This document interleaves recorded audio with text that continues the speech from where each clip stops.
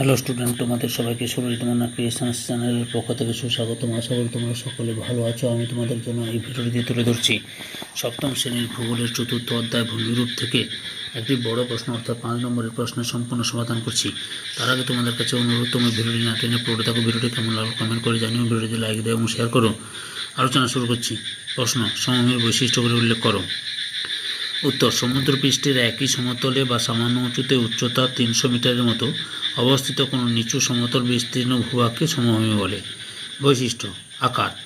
সমভূমির উপরিভাগ সাধারণত সমতল, কোনো কোনো সমভূমি সামান্য ঢেউ খেলানো হয়, যেমন বর্ধমান জেলার সমভূমি সামান্য ঢেউ খেলানো। উচ্চতা, সমভূমি সাধারণত সমুদ্রতল থেকে 300 মিটারের মধ্যে অবস্থিত।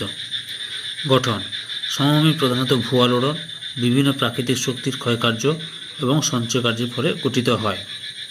প্রকৃতি, কোনো কোনো স্থানে সমভূমি সমুদ্রপৃষ্ঠ থেকে সামান্য উঁচু হয়, যেমন উত্তর আমেরিকার রকি পর্বতীয় প্রদেশের সমভূমি। কোনো কোনো সমভূমি আবার সমুদ্রপৃষ্ঠ থেকে কিছুটা নিচে অবস্থিত, যেমন কাশ্মীর সাগরের উপকূলভাগের সমভূমি। বিস্তৃতি, সমভূমি বিস্তীর্ণ অঞ্চল জুড়ে অবস্থান করে। স্থলভাগের পর্বত, মালভূমি ও সমভূমির মধ্যে সমভূমি অধিক স্থান জুড়ে রয়েছে। বন্ধুরতা, সমভূমি একেবারে বন্ধুর প্রকৃতির নয়, এর উপরিভাগ প্রায় সমতল হয়।